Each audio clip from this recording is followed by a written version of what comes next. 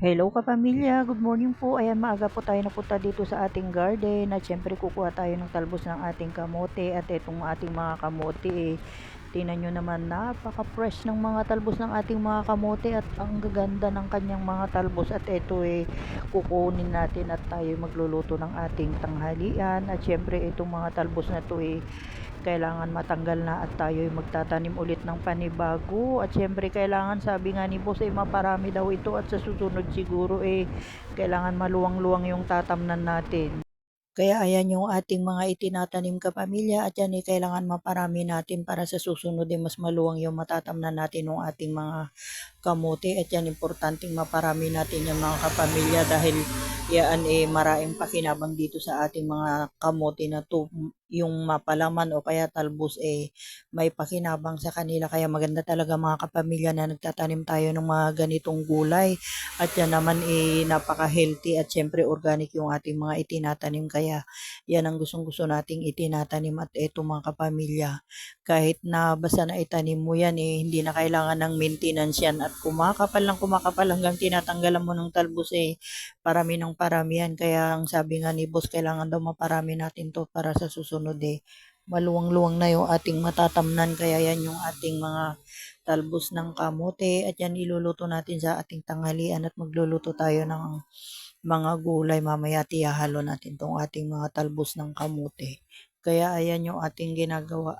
At yan marami-rami na yung ating nakuha mga kapamilya at yan yung ating iluluto mamaya at yan napaka-healthy food na naman yung ating lulutuin at ayan na yung ating mga nakuha. Syempre yung mga gulay na iluluto natin at ihahanda na natin at yan naman fresh from the garden, kaya ihahanda na natin yung ating lulutuin at masarap po yung ating tanghalian at yan yung mga bunga ng ating mga sili saka yung ating ampalaya meron tayong nakuha, kaya ayan yung ihahalo natin dito sa ating iluluto. Kaya ayan mga kapamilya at i-ready na natin. Tingnan nyo, napakaganda nung kulay nung ating kalabasa at napakakapal nung kanyang laman. Kaya ayan tingnan nyo, napakaganda at sariwa pa talaga.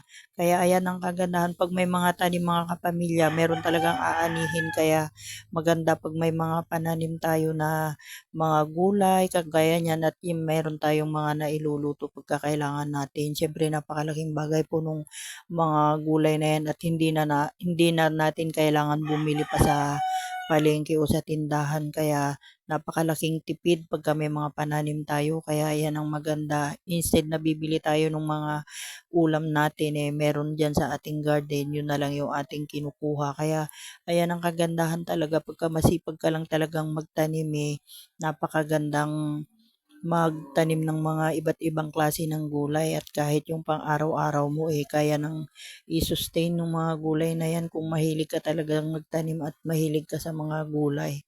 Kaya ayan kapamilya, yan po yung ating mga gulay at syempre ipiprepare na po natin at binalatan na natin yung ating kalabasa at iluluto na natin to. Ayan yung ating mga fresh from the garden na gulay at ito napakabilis lang itong lutuin mga pamilya at ihahanda na natin para ma-prepare na natin yung ating mga lulutuin at ito naman napakasarap na ulam ito at syempre alam mong healthy yung pagkain mo pagka ganyang mga gulay yung niluluto natin. At ayan at ipiprepare na natin yung ating tanghalian at yan naman yung talbos ng kamote na kinuha natin. Ayan at ihahanda na rin natin at yung mga gulay na hiwa-hiwa na rin natin at magigisa na tayo ng bawang sa sibuyas at ito napakabilis lang lutuin ito mga kapamilya at yan pag naigisa mo mabilis lang yan, pakukuluan lang natin at ayan na yung ating bawang, igigisa muna natin at syempre yung ating gulay ilalagay na natin. Ayan, napakabilis lang nito mga kapamilya at papakuluan lang natin.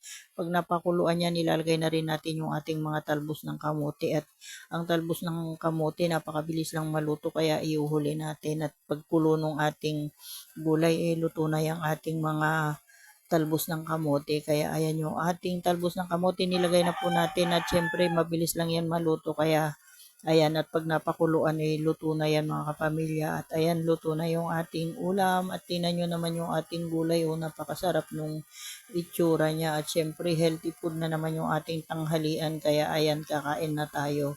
Ready for lunch na po yung ating pagkain. Kaya ayan na po yung ating healthy food mga kapamilya. Kain po tayo at yan Napakasarap naman at yan ang ating tanghalian ngayon. Kaya ready